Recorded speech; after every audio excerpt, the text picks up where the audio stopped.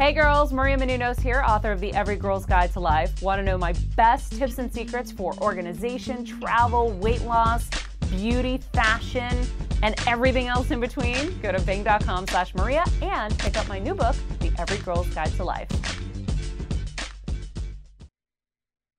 You're listening to the AFTERBUZZ TV Network, now the largest new media platform on the web, and your #1 source for after-show entertainment. Very good, King Johnson.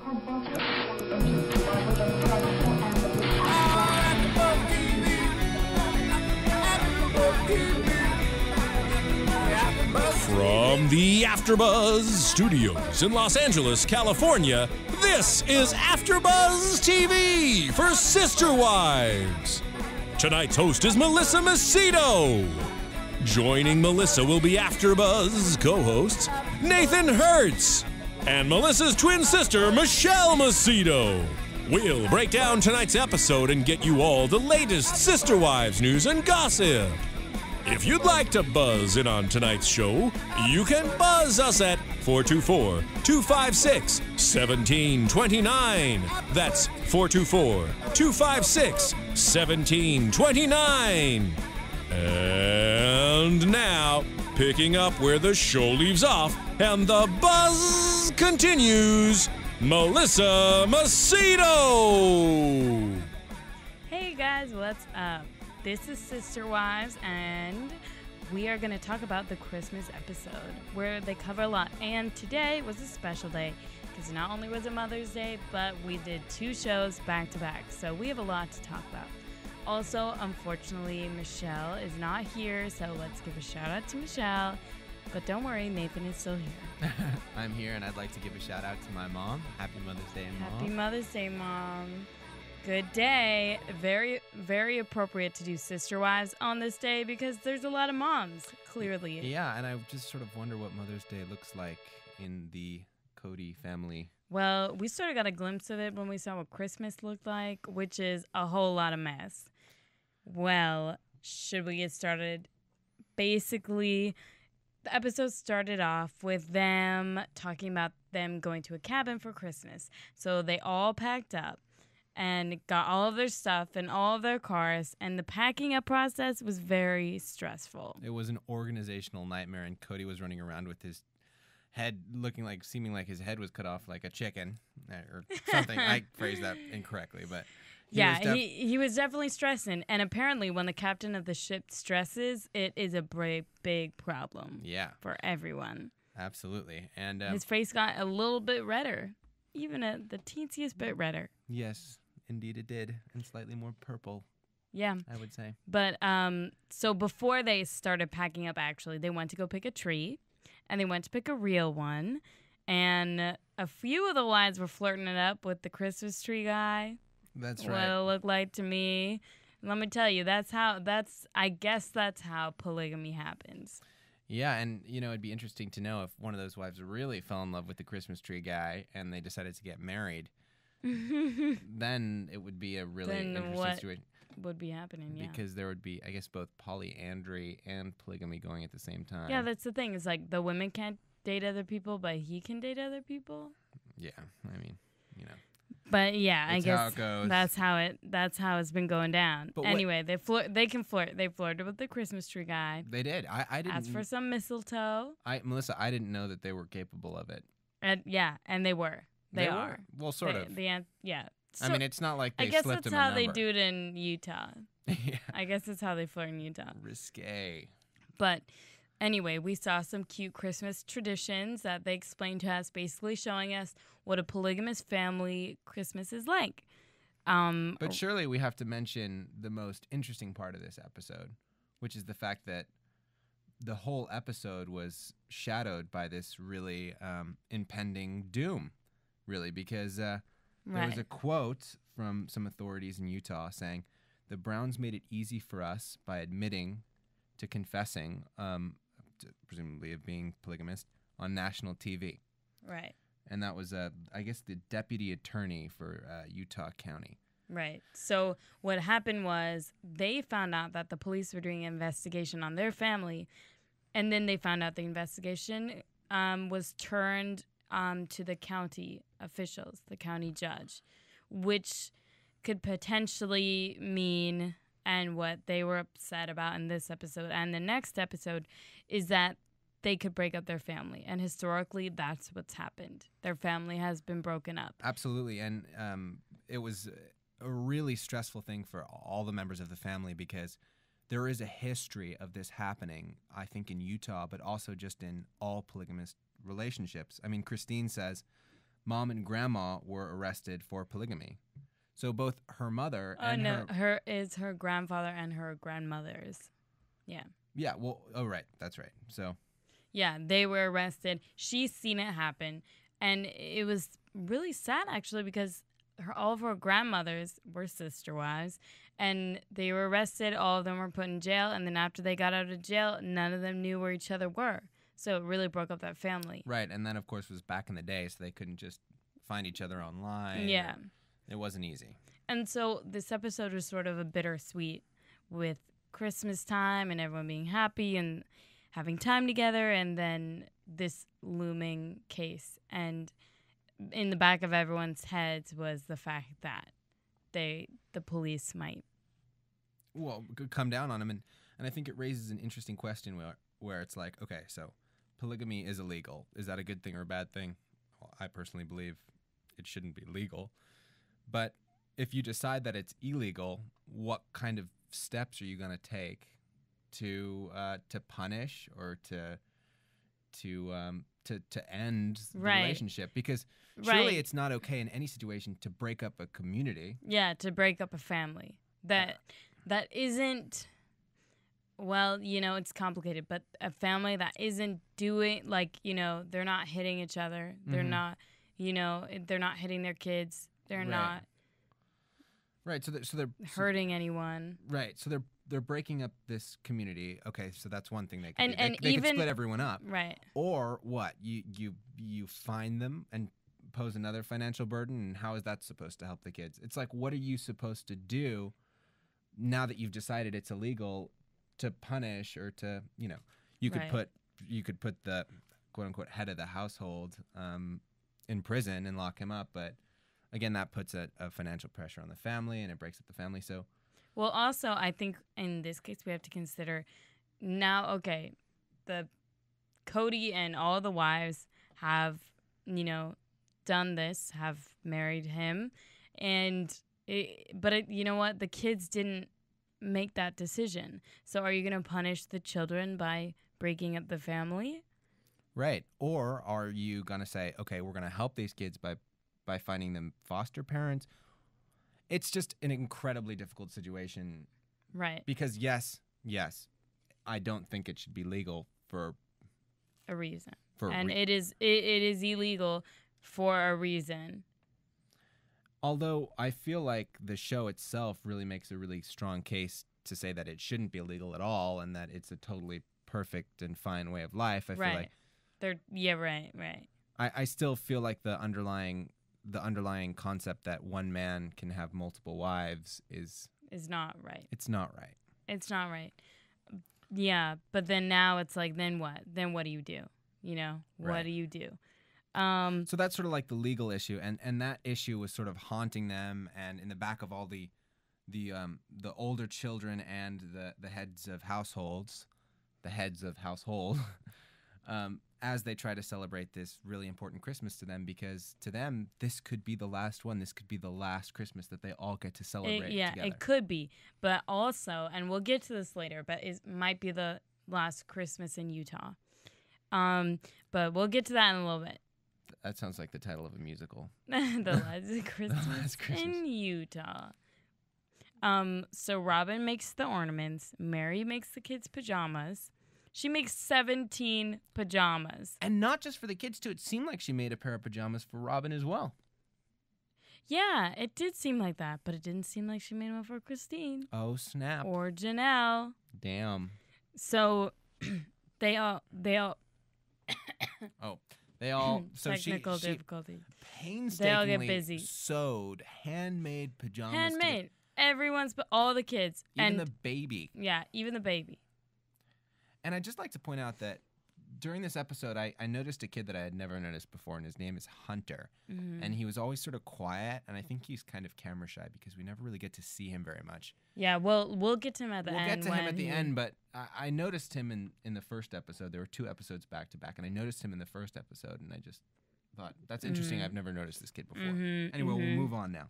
So, okay, this Christmas celebration, before they leave to go to the cabin for Christmas, this police officer backed up into their driveway. And all of a sudden, it's Christine who sees her while she's sewing. It's Mary. Oh, it's Mary. Yeah, that's Mary right. saw her. Mary saw her as she's making pajamas? Yeah, she was, in fact, making pajamas. In the act of making pajamas, she sees a police drive by, and all of a sudden, all this anxiety and all this news about the law coming down on them, it's like it surfaces in her emotionally. Right. And that's kind of the reminder, they could at any moment, I mean, I don't know at any moment, and like technically could they come in without a warrant, but the county might give them that. They could come in and arrest them and break up the family right then and there. So it's very scary for them. So that's also why they decided to go away for Christmas. Yeah, right. So that happened, and then of course it was the ordeal of just getting all the different things. It's snowing, so they had to bring the kids snow gear and keep in mind this is like a cabin made for a normal sized family, meaning anywhere between 2 kids and let's say 6 max. Right. So they're preparing to go, and actually I thought it was quite a beautiful cabin, but they're preparing to do this huge trek to this cabin, and they have to be there before dark. And they have all their stuff to get together. They're bringing the Christmas tree that they bought. They're bringing the decorations for the Christmas tree, and they're bringing the presents. And each kid gets 3 presents. And oh my goodness, that adds up to quite real a bit. fast. In fact, Kody was like, sometimes when we're opening presents, we have to stop and have lunch and then come back and open more presents. Yeah, I mean, it's crazy, out of control. But anyway, so they're going like 4 cars. Okay, and they can't just drive all 4 of them because it's snowing and you need, the snow car thing. Sorry, I didn't grow up in snow. And chains. You need chains, and it's starting to get dark, and everyone who's ever driven in snow knows that it's incredibly dangerous to drive in snow at night. And they were going for it, going back and forth, picking up the kids, taking them to the cabin. You get to the cabin, it's like a whole world. It's like piles of clothes, kids all sitting on top of each other, couldn't fit anywhere. Where do they sleep? My question. America. I think America. Please answer this. Answer this. Why, when the Browns go on a family vacation and stay in a small little cabin, does it look like something out of 28 Days Later, and the zombies are going to enter at any moment, and they've stockpiled a lot of stuff? It looks a bit like a sweatshop. I think a sweatshop might be a fantastic idea, and that might relieve the financial problems of the Brown family. So true, but they would yet be breaking another law. Oh, right. Well, if you break one, you break a million. You break them all, right? You might as well go all out. Exactly. So they're having their fun. They're doing the Christmas thing, getting on the snowmobiles. Well, getting the snowmobiles was another hassle because they had to go out to the separate, I suppose, snowmobile rental place in the middle of the night and then drive the snowmobiles back from the rental place to the cabin. And yeah, and you know what? Listen, Christmas is great. But we all know it's stressful when it comes to family time and dealing with traveling and doing all what you need to do and dealing with everyone in one place. Mm-hmm. I have a big family. I don't have 17 brothers and sisters, but I have a big family, and I know that's stressful. But if you're adding, like, if you have 17 brothers and sisters, like, I just don't know. I don't know how you cope. I don't know how you cope either. I would literally lose it. Yeah. I would go outside and jump into the pile of snow and just be a snowman the whole time. Interesting that you say that, because that was exactly what most of the kids were doing. They were running outside and throwing themselves into the snow. As if there was no tomorrow. In fact, they were. It almost looked like the kids were trying to hurt themselves. I mean, they were riding down the sled. They were riding down the sled clearly into a wall, and it's like, hey, there's a lot of slopes in this world. Why not ride one down that sort of gradually? No, they were literally. It's like the machines that blast molecules together. That's what it reminded me of. Right. Luckily, no one died. Mary did flip over the edge. Oh, yeah. That's right. Mary seemed to get a little stir crazy. Yeah. She took a huge, she went incredibly fast down a sled over a ridge that sort of dipped into the base of the house. Right. There was actually an amazing shot from inside the that house. was pretty great. They just see her body like flying past the window. Yeah, there was a camera. And the kids are like, oh, man. Yeah. She hit the wall. There was a cameraman probably sitting inside the house, bored out of his mind, being like, I want to be with my family. I want to be with my family. And yeah, then he sees through the window like this gray sort of frumpy woman object flopping over this hill, and it makes a colossus sound. Yeah, there it is. But guess what, everyone? She's okay. She didn't even bump her knees, she said. And then Kody said something kind of funny, which is, he was like, that was awesome. Yeah. It's like, are you okay? Is everything all right? That was awesome. Yeah. That looked so cool. Grow up, Kody. Someone could have been hurt. So, speaking of Kody growing up, they are deciding to grow up, and going into the next episode / the end of this one, they see, or hold on, let me rephrase that. He sees that the only choice the family has is to move. Okay, and there's a lot of controversy around this decision. Doesn't this actually happens at the very last point of the first episode, where they're montaging back and forth between the Christmas tree? Yeah. And Kody almost starts crying as he describes how he has to make this decision for his family. Yeah. It was something really spectacular to see him that vulnerable. And for the first time I saw that, I mean, maybe something got in his eye, but for the first time I saw that he really cared about his family. Yeah, well, he didn't want to break. I mean, he Melissa, didn't want to lose them. I never doubted that he cares about his family. Yeah, I did. You did? Yeah. Yeah. Well, I guess that's totally plausible.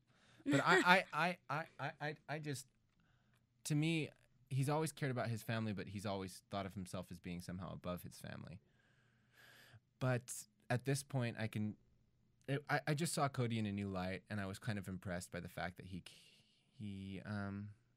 genuinely seems like he did want to do what was best for his family and not for himself. Right. But I also think in the next episode, Christine, or this one, but we're talking about the number 2 of this one, Christine has a point.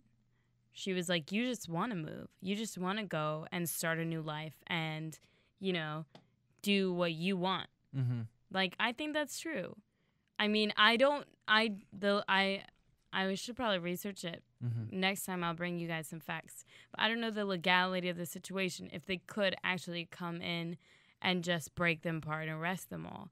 Or if they would need, they would have warning, or, it's something like that. And if they could have warning, then why make the whole family move?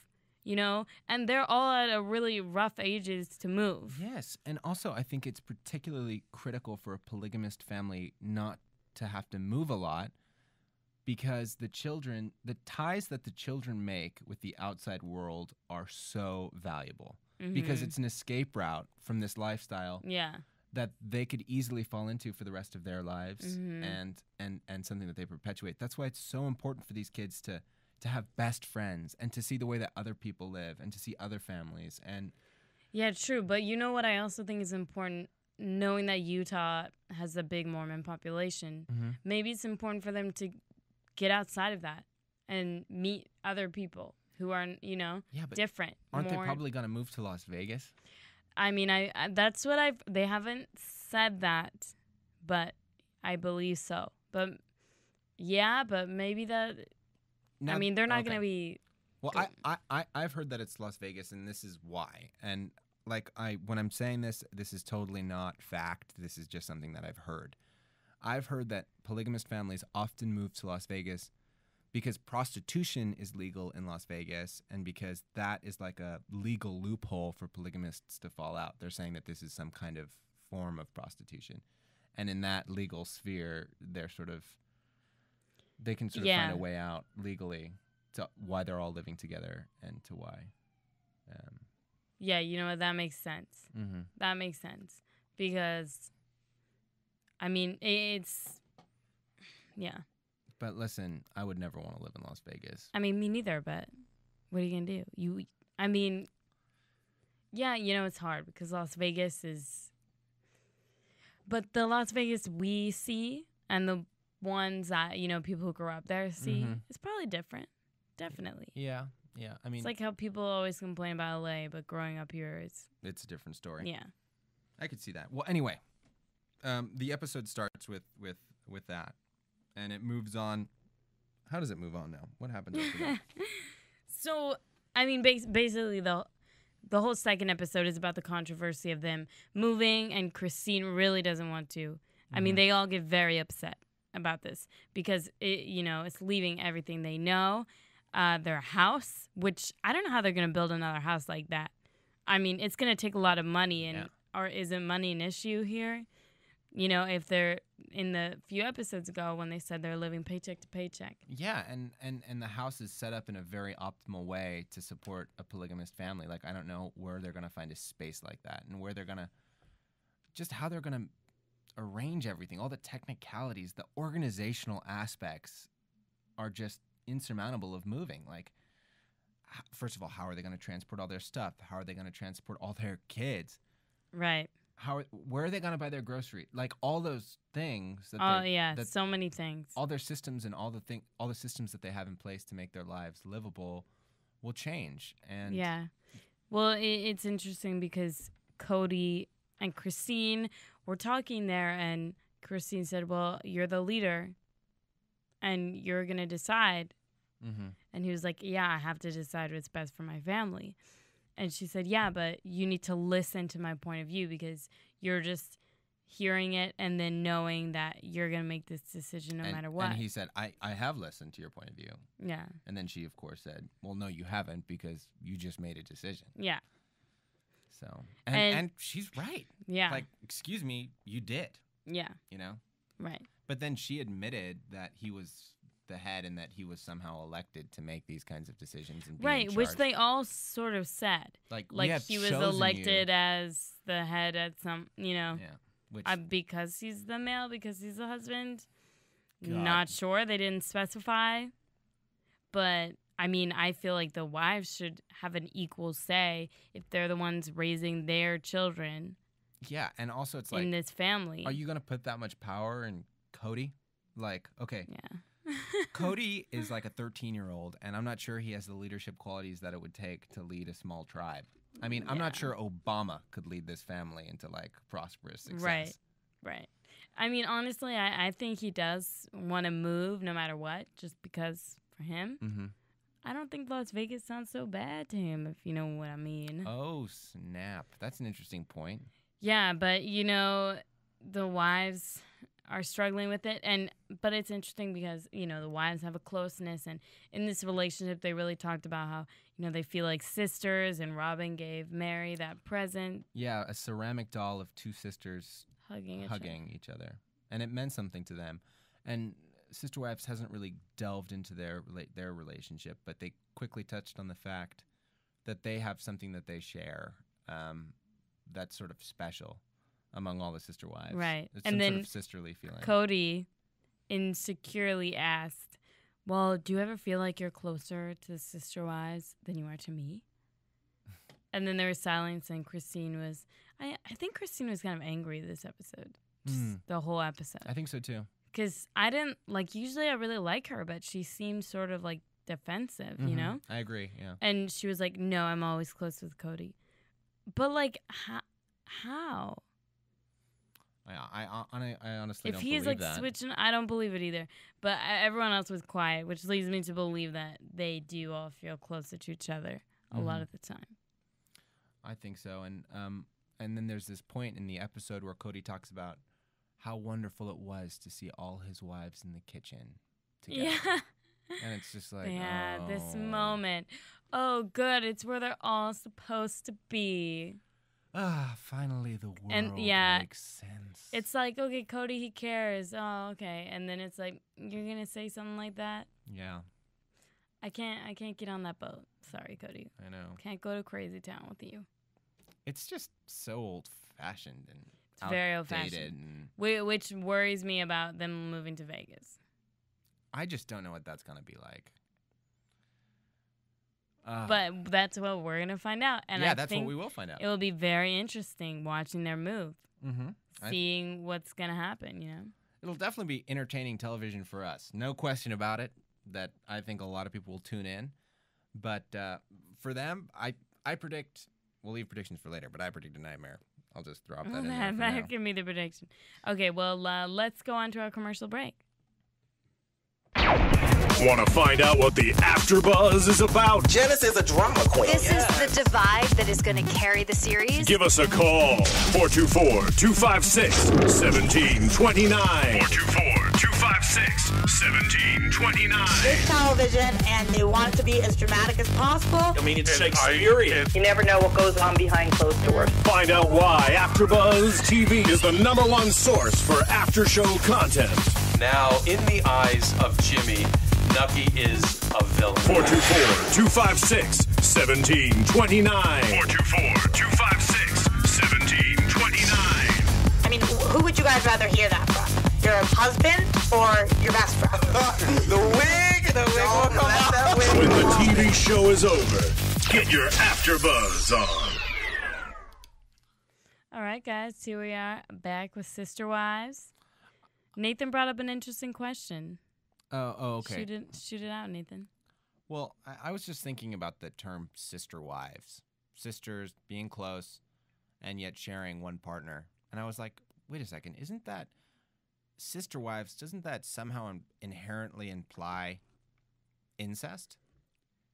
What do you think? I think the term does, but they're not actually having sex with each other. Obviously. And they're not actually sisters. Well, so we know. So we know. I mean, I think they should have, like, absolute freedom to do that.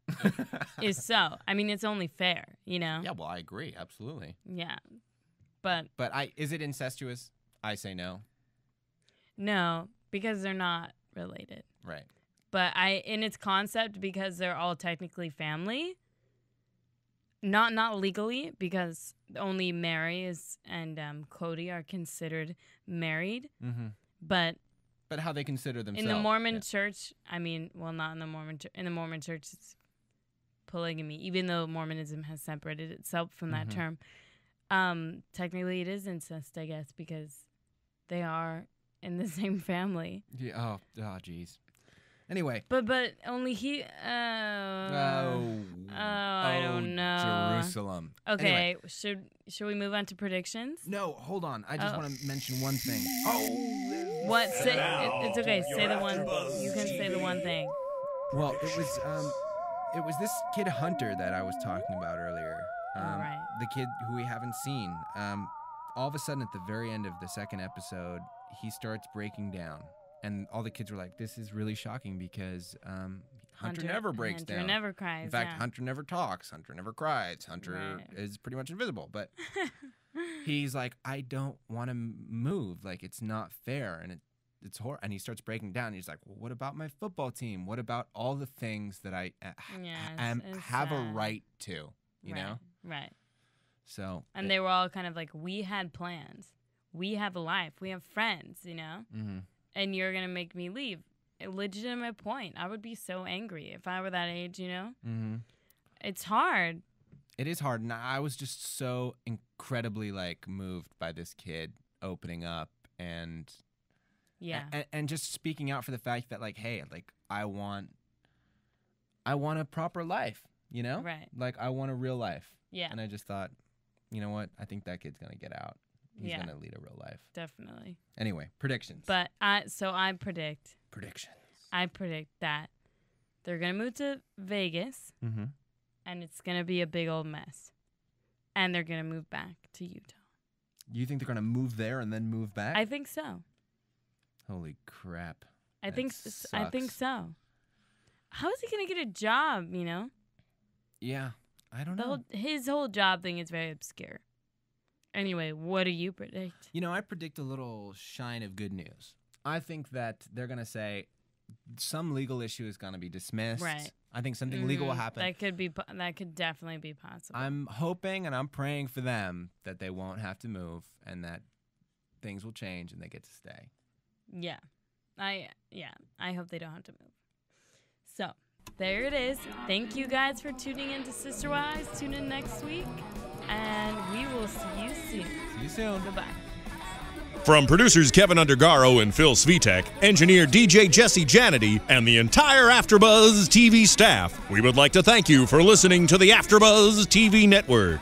If you have questions or comments, be sure to buzz us at info@AfterBuzzTV.com. And you can find us on Facebook or follow us on Twitter by searching for AfterBuzz TV. Buzz you later. The views expressed herein are those of the hosts only and do not necessarily reflect the views of AfterBuzz TV or its owners or principals.